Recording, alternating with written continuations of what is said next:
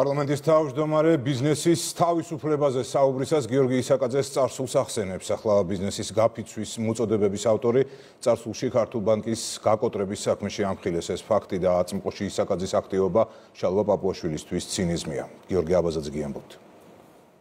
2011-2012 წლებში განხორციელდა ბანკის გაკოტრების სქემა, ეგრეთ წოდებული დანაშაულებრივი მოქმედებები. დღეს ბიზნესის ფაშისტური ბულინგის ორგანიზატორი სააკაშვილის რეჟიმის მიერ შექმნილი ბიზნესის ტერორის სქემის ერთ-ერთი მთავარი ფიგურანტი გიორგი ისაკაძეა. ახლა თავისუფალი ბიზნესის დამცველის მორგებული სტატუსით ისაკაძემ წლების წინ ქართულ ბანკის მიზანმიმართულად გაკოტრებისთვის არარსებული დავალიანების არსებობა დაადასტურა. ბანკის გაკოტრების სქემა კი სააკაშვილის მითითებით 2011 წელს იუსტიციის მაშინდელმა მინისტრმა ადეიშვილმა დაგეგმა.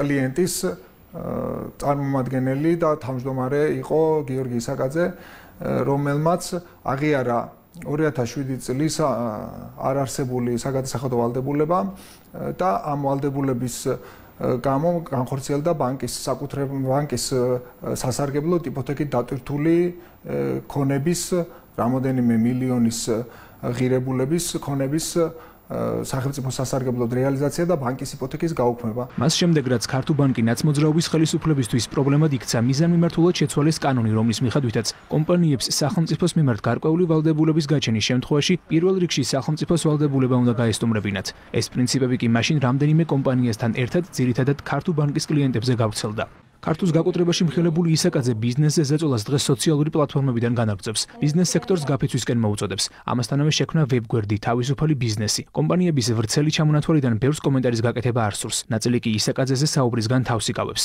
ეგ ისტორია მე არ მახსოვს, მაგრამ თუ ესეა, ნუ ალბათ ესე იყო, რა ვიცი, რა ხანი ზახით ესე იყო ალბათ, რა და ხა მე ისაკაძე ნამდვილად ვერ დამაბულინგებს ვერაფერში რა.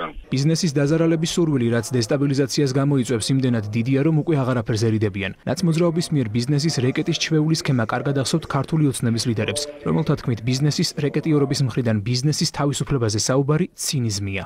აი ეს ადამიანი დღეს ბიზნესის თავისუფლებაზე საუბრობს და მაღალი კათედრიდან გვესაუბრება მედიიდან, ადამიანი რომელიც საკუთარი აღიარებითვე ბიზნესის რეკეტში იყო ჩართული, შაღლითურად ამ ყალბი ჩვენებით ვითომ და რაღაც ვალები დაიდო სახელმწიფოსთან და იმ სქემით, რომელიც მაშინ სააკაშვილს და ადეიშვილს გილაურს ჰქონდათ შექმნილი, აი ნიკა გილაურის სქემით ცდილობდნენ ბანკი ქართულს გაკოტრებას, ბიზნესის რეკეტში ჩართული ადამიანი დღეს სტუდიაში კრებს ბიზნესს, ქმნის ვებგვერდს, რომელსაც თავისუფალ ბიზნესს ეძახს. ეს ერთი რომ რა არის ეს თუ არა ცინიზმი,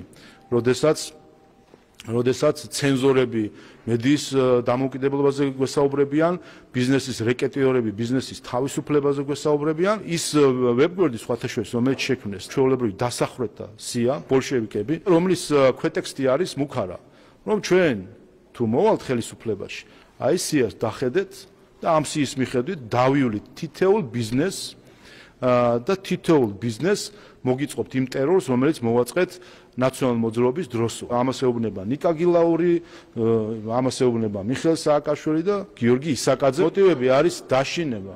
ან ბოლშევიზმის იდეა და რაში არის, ეს არის ტერორი.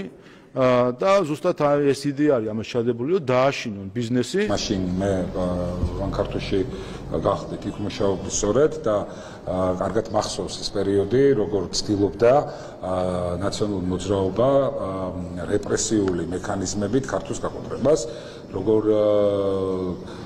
დაჩქარებად მიიღეს კანონშცვლილებები, რომლითაც ბიზნესთან ერთად ნაწილობრივად შეეცადნენ, რომ ყველა ის სესხი ქართულს რო ქონდა გაცემული ფაქტურად არ დაბრუნებულიყო ქართულში. დღესაც ბიზნესზე ზეწოლას სათავეში უდგანან ადამიანები ნაციონალური მოძრაობის მმართველობის დროიდან, მათ შორის სააკაშვილის ხელისუფლების პრემიერ-მინისტრი გილაური. ნაციონალური მოძრაობის მმართველობის პერიოდში ბიზნესს არ ეკეტებდნენ, ახლა კი მათ შანტაჟის იარაღად იყენებენ.